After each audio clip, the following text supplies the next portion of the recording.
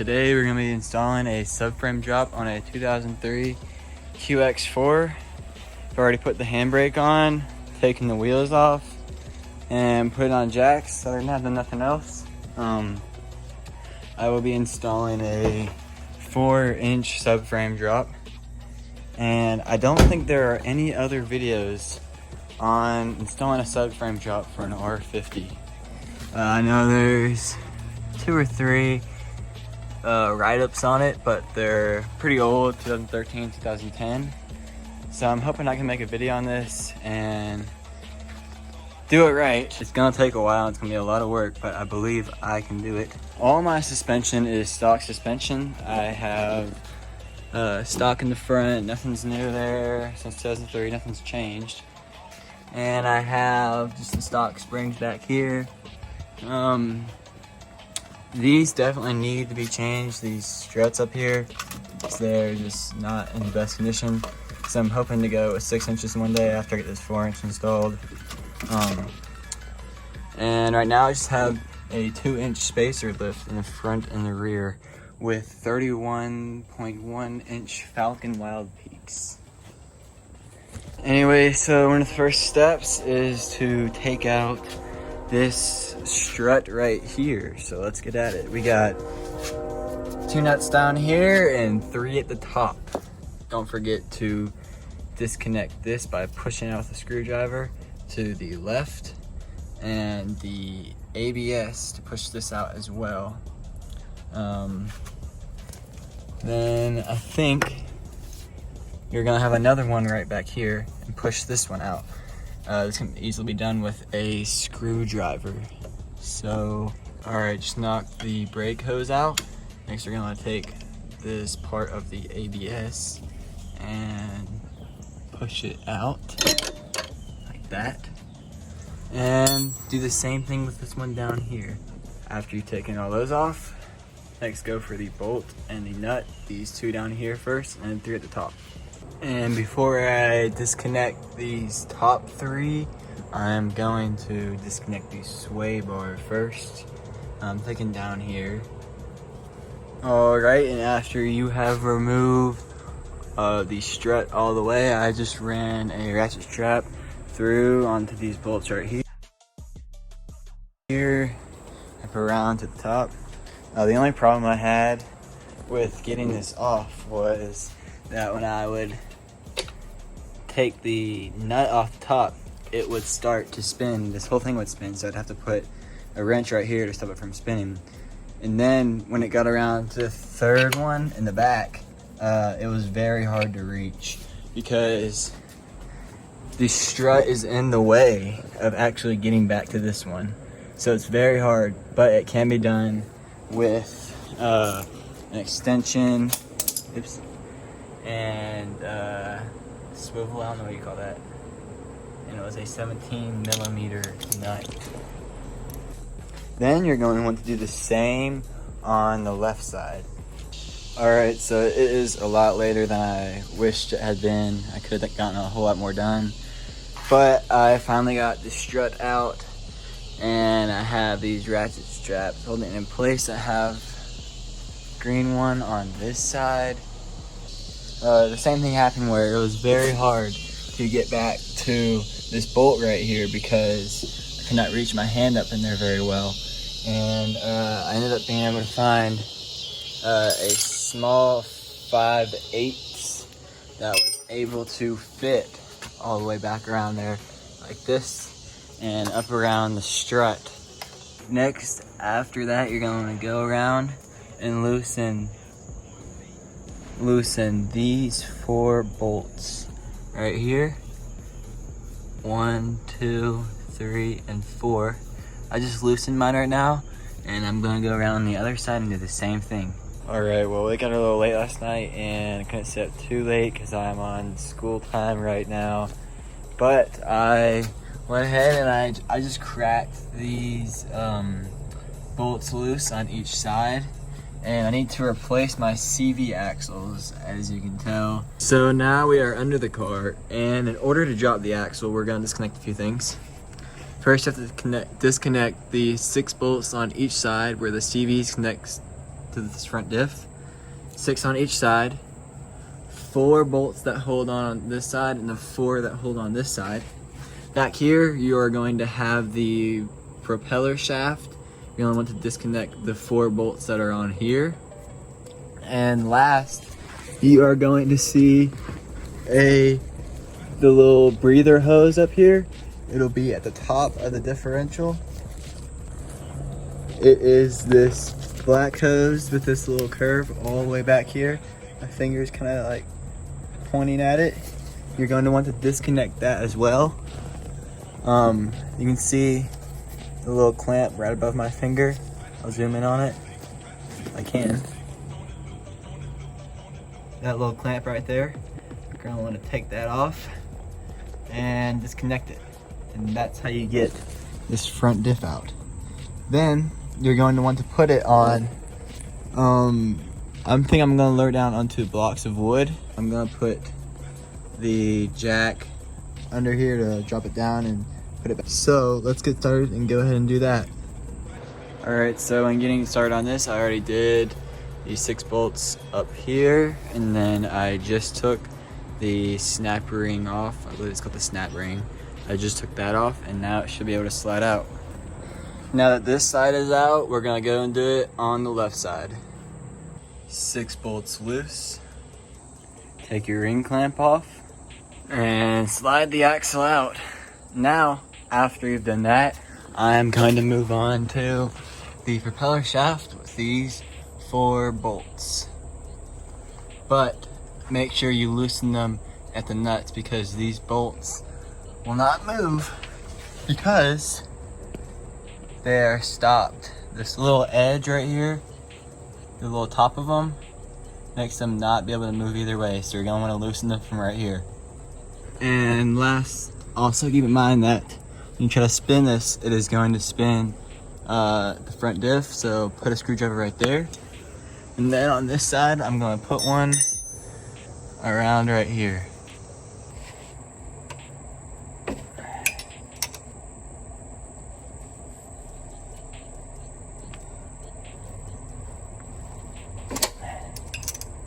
Then, after you've taken all those out, slide all the bolts out. And now we can take out these 4 bolts on each side and lower the axle down. But when we're lowering it down, we want to make sure that we don't pull on that breather hose too much, because it can rip off and it'll be very hard to get back up. So we're gonna try to disconnect it once it gets low enough. So I'm just gonna go ahead and say this, but I just completely dropped this front diff down, and it didn't go straight to the ground, but this part hit the ground and this was still up on the jack. I forgot that there is a little metal piece that actually runs from this end of the drive part of the shaft, I guess, and it runs into this. So basically, you kind of have to take out this whole entire shaft right here, which I completely forgot had to be done. I just thought you had to do the front. So please take out this whole entire shaft before you drop the diff. And past that bad experience, we're gonna start doing some more stuff in the front, and we're going to loosen this. I believe it's a power steering hose / sensor. And another thing we're going to want to disconnect is this steering rack, steering joint piece. Disconnect it around right here, and then we're gonna go up here and disconnect it right there, so it'll take this whole thing out. And another thing about the steering link, once you remove this one and remove this one, you're also going to want to remove this middle bolt, so that this will slide down on the shaft and make it easier to pull out, or else I guess you can't really pull it out at all without removing that. Another thing we're going to want to loosen will be these steering rack holders. It holds the bushings on, the bushings hold the steering rack. we're going to want to take these out so that we can move the steering rack when we do the lift or drop the subframe. Alright, so I have taken the bolt out of this one, this bracket, and I have taken the top bolt out of the steering joint, and I cannot get to this one. I can get the socket on there. I cannot get anything back there to turn it, so I'm going to go ahead and loosen up this steering rack right here, and that will be able to, that'll make me be able to move this joint around a little bit more, and I'm hoping I'll be able to get this back here loose so I can take this off. Alright, so I loosened this top one up here, and I loosened this other top one right here and took out these bottom two. I can still take these out, but I'm gonna see if I don't have to or not, because it's gonna be a pain to put them back in. Anyway, I was able to finally get the wrench on there, and what I did was I came up from behind, from right back here. Let's see if I can get a good view of this. I came up from behind back here, and from here I can twist this full range right here, so that worked pretty well, and I'm gonna get this loose and we'll move on. And once you take that middle one out, you can slide this down to the right, and then you should be able to pull this off of the steering rack, but I have to use a screwdriver, get in between and wedge it and push it up to slide it off. Alright, I've gotten the steering joint out, and I've loosened up everything else. The next step is to loosen these motor mounts right here and right up there. But I'm gonna save that for tomorrow. And the reason I'm doing that is because I actually have my subframe drop, but it's supposed to come tomorrow or Saturday. So I just went ahead and started doing all this so that the day it comes in, I can go ahead and get it installed. Alright, anyway, it is Friday night, 9 o'clock. I'm getting back started. I got the subframe drop today, came from Canada. Box was super beat up, but you know, at least it made it. I ordered it about a week ago, so 2 weeks ago maybe now. So I'm just glad it's here. And let's do this. Alright, so before I do this, I found one other thing you need to disconnect. The power steering line. It starts from right here. This one right there. Goes down. I'm gonna zoom in on it. It goes down, you see it. And then it curves around. Where is it? That one all the way right there. Curves around, goes down this way. You see it pop out again. And see that little, see if I can point at it. I mean, you've probably already seen it, but right in front of my finger, that one, a little bolt. It's kind of dirty looking, but you can see it. That is attached to the subframe, so when I drop that down, it's gonna pull that line down, so I need to disconnect that. So let's do that. Alright, so I got that loose. I had to use this super long extension. Kind of look like this. I put a little swivel on the end because that's just, I mean, it kind of helped a little bit, but you can probably do it without the swivel. But it was a 10 millimeter. Took it out, and now I'm going to move on to the engine. Alright, so these are 14 millimeter nuts right here, and I have I'm guessing this is 4 inches, 4x4 block, another thicker wood block on top here, so that the engine will rest on this. Crack that one loose. Crack that one loose.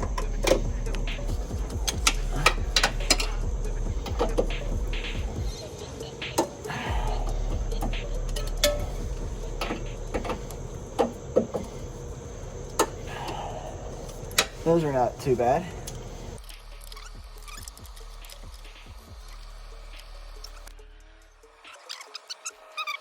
So these, really hard to get off. but once you hear them crack, they're gone, or they're loose. Takes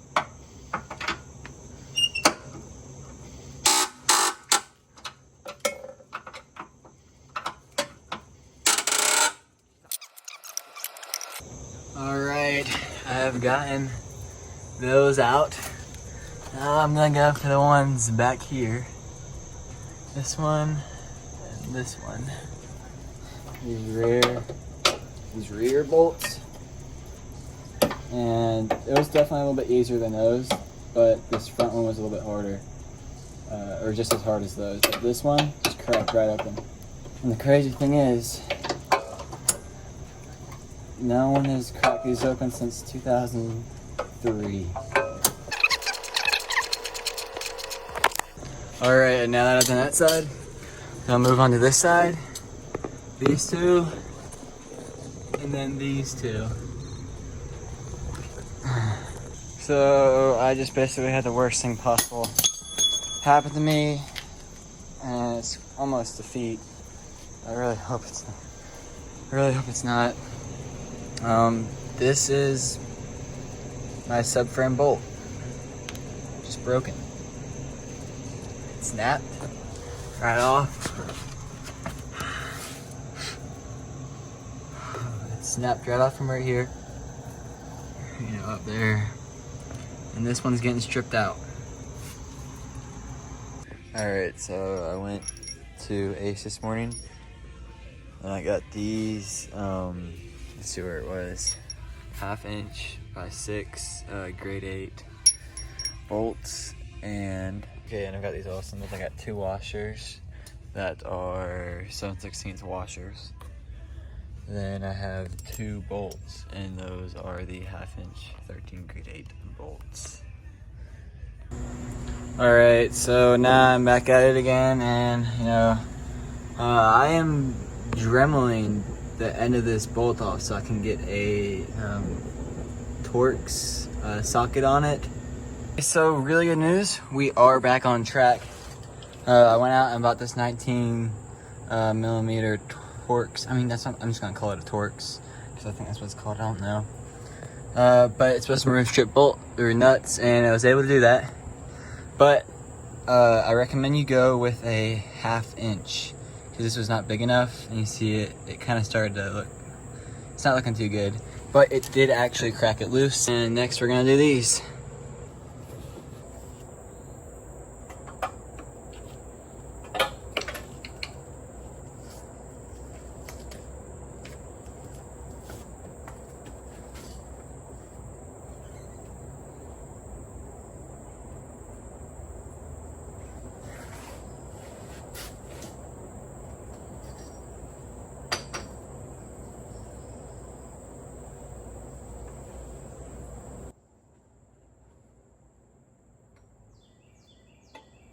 Skip ahead some time after I literally dropped the subframe on myself.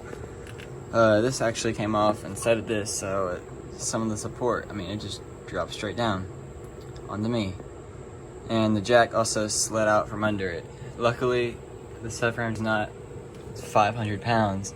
And I was able to hold it up until I got my dad to come out and put the jack back under there. And so, here's how you can prevent that from happening. Basically, put some jacks back here behind the rear subframe. I should have, because you have a jack up there, so of course it's gonna tilt down back here. But just put some jacks back here. No one else really says to do it or anything, but just, it will really help out so much, and it's just extra safety. So please put some jacks behind the rear of the subframe. I'm gonna get the motor mounts lined in first, and then lightly just thread on the bolts and nuts, and then slowly raise the subframe up and leave these loose so that this has wiggle room, and line one side up and then line the other. Okay, so skip ahead a bunch of time. Basically this is what my rear bolt looks like for my rear subframe. So we have to order new ones. Right now I just have one in here. Same torque specs for these on the other side, but the engines is different. So that is that for getting the subframe on. Yes, I'm missing 2 bolts right now, so it's not really all the way on, but I'm just gonna start to put everything back because I can always put this on later. I'm not gonna drive around with it, of course, but the part's gonna be here by the time I'm done. So now just reverse everything, and we need to find a way to mount this so that's not just dangling around in the air, since it is a hard line. Here's my bracket I made. It's not amazing, but it actually fits pretty well, you know. This looks like it belongs there. And then I just got a little screw and a wing nut behind there just holding on for right now. I'm probably gonna get a better looking one of these, like make a real deal, so it doesn't look like a piece of crap. But this will hold it on there for now. And it's just made out of some wood, a wood framing thing. I don't know, it's like I'll show you. Made out of something like this. I saw someone made one out of this. So that's where I got the idea from, but that's how I did mine. And then after you get your brackets on and all that, I still gotta make another bracket for this up here. This line, so it doesn't hit that AC line right there. It's right next to it. I don't know if it's gonna be a cold AC line or a hot AC line. Either way, this still needs to be secured. So I'll find a way to do that, but first I'm gonna put the bolts back into the steering rack. All right, got all those in. I actually put huge washers on there just to space it out a little bit more because of the new change in the rotation. So now I'm thinking what I might do is I'm going to go ahead and put the CV axles on. I got new CV axles. I'm gonna slide them in, and then I'm gonna raise the diff. Okay, so right now I'm raising the front diff back up. I got a jack right here under it. Got another little bottle jack raising this part up. It's very easy to move around. It's kind of loose because this jack has most of the weight on it. The scissor jack right here raising this end up. And I'm evenly raising it up. It's taking a little while to make sure it's going up right, but it's better than trying to bring it up fast with one jack. And this seems to be working pretty well.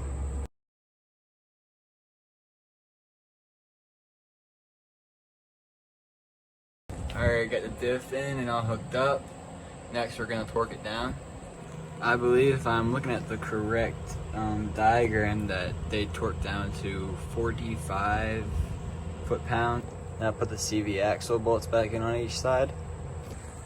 Got the CV on. Next we're gonna put the strut back. Okay, and I went ahead and put the strut spacer on. It was kind of tricky to put it on with one person, but I'm sure you'll figure out how to do it. It's not too hard. Once you get one in, you can get the rest.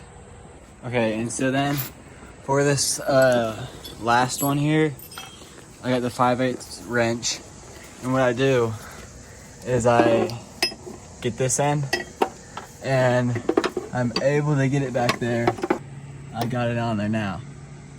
So then I'll hold it right here, hold it right there, and then I go up to the top with my wrench. And then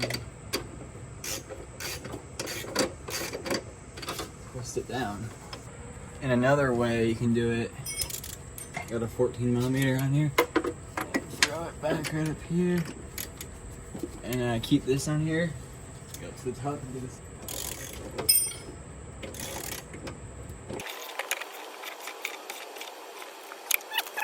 Also, this only goes in one way, so you'll know which way when it lines up. When all the holes line up, you'll know you have it in the right position. Alright, so I had a lot of trouble getting the strut back on, but I finally got it back on. I got these camber bolts. Go ahead, throw that ABS line back in place and the brake line, which I'm doing right now. Some tips. Connect this before you connect that. Connect the bottom of this to the top of the strut. and I think it should be at this angle. That's what my angle ended up coming out as. And once you have this bottom piece connected, then you can twist this top piece around until you get it right up there. And once you know when you get it right, because you can get every single little bolt in up there. If you had spacers before and you try to reuse those bolts, it will not work. You have to go get new hardware, so that because the bolts before from the spacers were all the way up here, there's this little bit of a gap in between, and it just wasn't gonna work. So that's how you do that. All right, and we got this side on too. So now, and definitely tell you that it's gonna need an alignment, even with the camera bolts. I guess I have to figure out how to use those maybe, or something, but that's looking pretty unaligned, so. All right, well, I forgot to record it, but I got the lift on. Here's what it looks like. I haven't gotten the rear on yet, but this is just the front, and I think it is looking pretty good.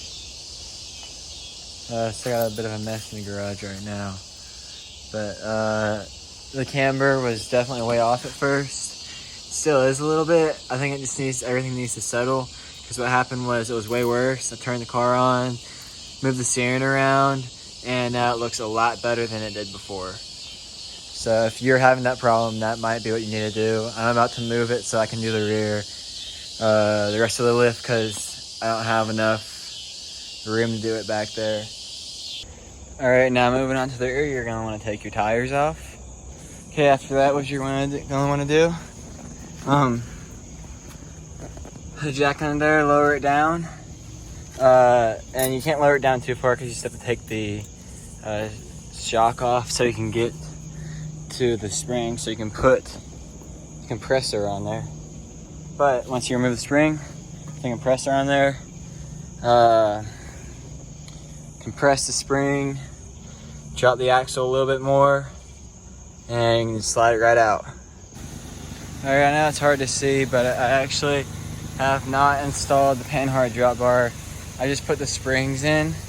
I took the spacers out, 2-inch spacers out, so it's just the NRC 9448 springs in there. And it's sitting level, so it's good. I'll get a video when it becomes day.